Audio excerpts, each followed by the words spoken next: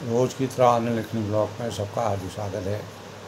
सबके मंगल भविष्य कामना के साथ आज के प्रेरणादायक विषय में दोस्तों, मानव जीवन में संतुलन की पराकाष्ठा यानी संतुलन की उच्चता का क्या रहस्य है, कैसे हम अपने जीवन को संतुलित बना करके जीवन के प्रत्येक आयाम को संतुलन के साथ उसके परिमापों का सही ढंग से निर्वहन करते हुए जीवन को एक संतुलन के स्वरूप में सांचे के रूप में ढालकर लक्ष्यों की प्राप्ति करने में कामयाबी हासिल कर सकते हैं। इस संबंध में मैंने अपने विचारों का सृजन किया है। तो हमारे सही और गलत विचारों की जो अपनी अपनी मर्यादा है, हर व्यक्ति की अपने कार्यों को करने की अलग अलग मापन है, अलग अलग स्वरूप है, अलग अलग मर्यादा होती है। किसी भी प्रकरण का विचार का सही आंकलन करना ही सही मानवता की पहचान होती है।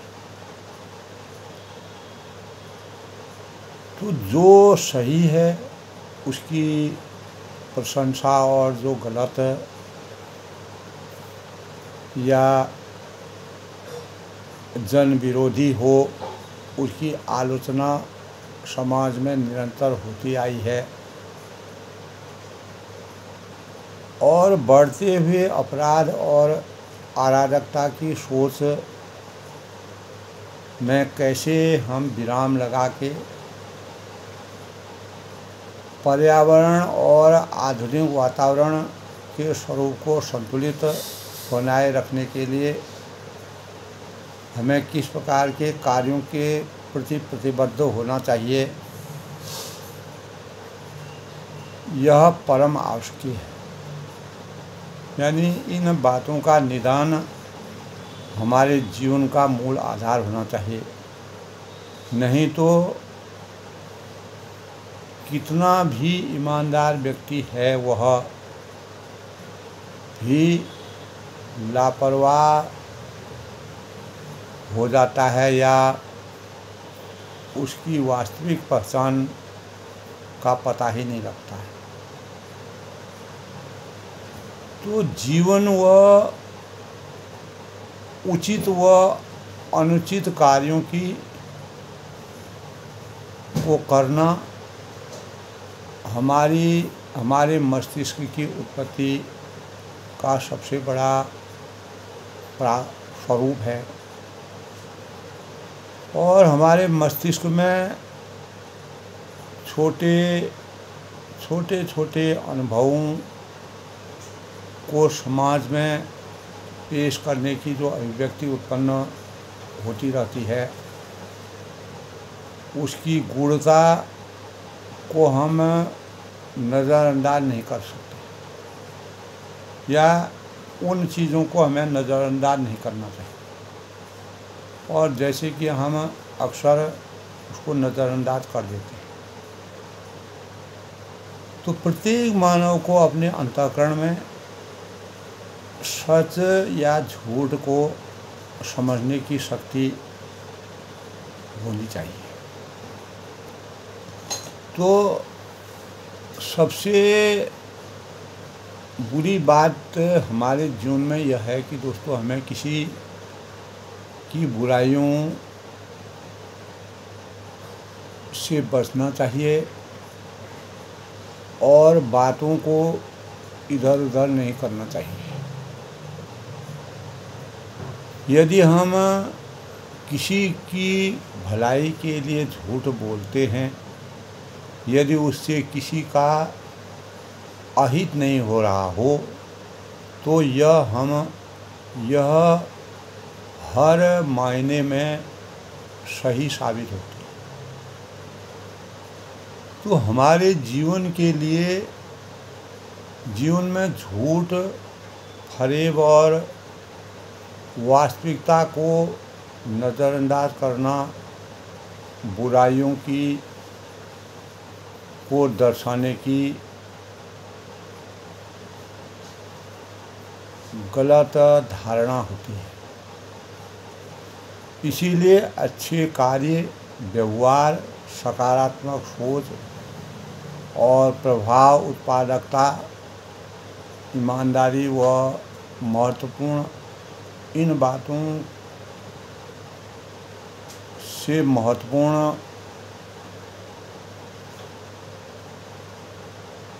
स्वरूप का निर्माण करना, जो हमें अच्छाई के मार्ग पर अग्रसर करता है और अधिक यह मानवता के लिए, मानवीय जीवन के लिए एक वरदान साबित होता है। तो दयालुता, किसी की पीड़ा का एहसास करना, विपरीत समय में दूसरे को प्रोत्साहित करना, दूसरे के मनोबल को ऊंचा करना और किसी के सुख और दुख में समान रूप से भागीदारी बनना हमारे अच्छे व्यक्तित्व की पहचान है। यानी व्यक्तिगत तौर से नई भावी पीढ़ी के लिए जो होनहार युवक हैं, भविष्य के प्रति जागरूकता और सही तरीके से संजोकर जीवन यापन करने की सोच जरूरी, जीवन के उद्धार के लिए अति आवश्यक है। तो हमारी जो भावी पीढ़ी की सुंदर रचना तभी हम कर सकते हैं जब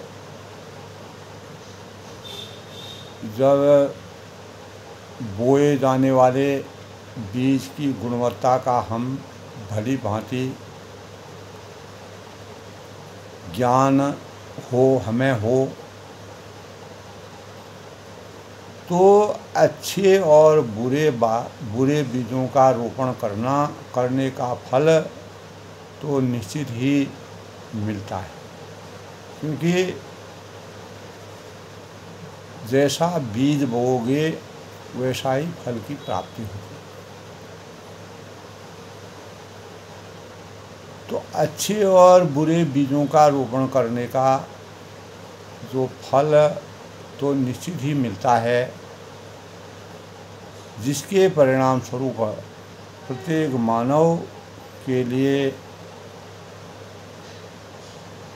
यानी किए गए जो कर्तव्यों के मूल्य का मूल्यांकन करने में अहम भूमिका अदा की जाती है।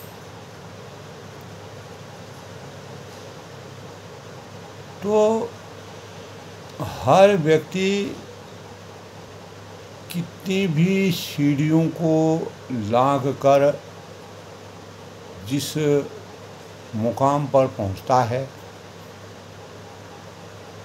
और उसी से आने वाले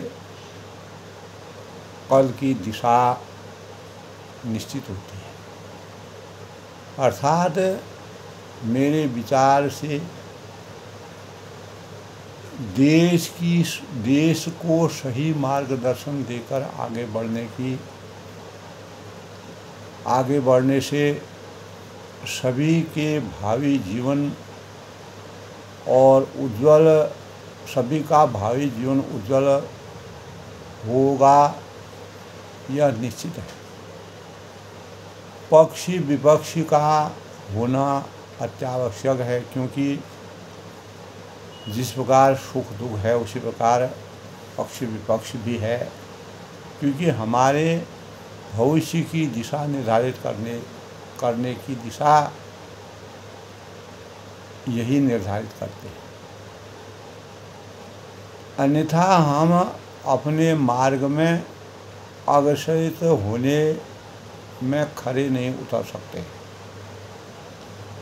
तो एकाधिकार से अराजकता और अमानवीयता को बल मिलता है, यह निश्चित है। यह हमारे वेदों में, शास्त्रों में, अनेक पुराणों में इस प्रकार का रहस्य है।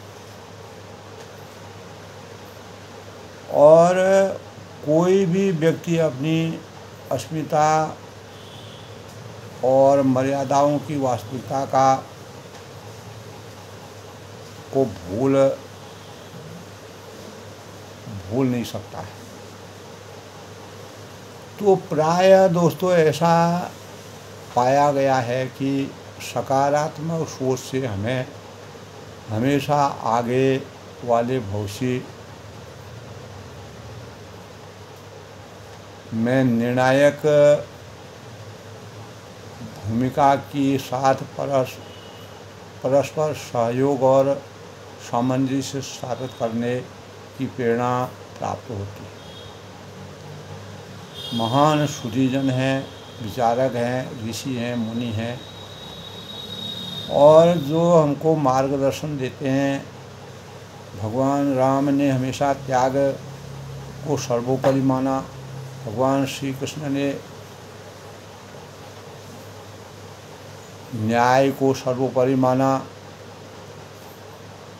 तो बुद्ध ने हमें कैसे जीवन को, प्रत्येक मानव जीवन को सामर्थ्यवान बनाना चाहिए, उसकी प्रेरणा से। तो राष्ट्रपिता महात्मा ने हमें अहिंसा परमो धर्म के भावों से हमारा ज्ञान अर्जित किया। तो कहने का मतलब है कि सफल भविष्य की नींव के लिए कृत संकल्प होकर ऊंचाइयों तक पहुंचने के सपनों की कोशिश करना हमारा लक्ष्य होना चाहिए। तभी हम संतुलित जीवन की कामना कर सकते हैं। तो जिस प्रकार जीवन में दोस्तों अनेक प्रकार के उतार चढ़ाव, सम विषम, परिश्रम करने पर भी फल की उपलब्धि प्राप्त न होने की दशा में भी किंचित मात्र भी विचलित न होते हुए अपने कर्तव्य पथ का अडिगता के साथ पुरुषार्थ व्यक्तित्व की बहुत बड़ी पहचान। पुरुषार्थी व्यक्ति निष्काम और निस्वार्थ भाव से मानव समाज के लिए हर समय संबल की तरह खड़ा रहता है। तो तभी हमारे जीवन में, हमारे समाज के हर क्षेत्र में संतुलन की भावना अवतरित होती है। तो मन का संयम, ज्ञान का सृजन करना, पराक्रमी यानी कम बोलना, अपनी क्षमता के अनुसार दान पुण्य करना हमारी मानवीयता की सबसे बड़ी प्राथमिकता होनी चाहिए। तभी हम सामाजिक परिवेश में संतुलन के परिवेश को सुनिश्चित करने में कामयाबी हासिल कर सकते हैं। यह निश्चित है कि दोस्तों हमारे मन, वचन और कर्म से अच्छे कार्यों को संपादित करने की अभिलाषा कुशल व्यक्तित्व की पहचान होती है। तो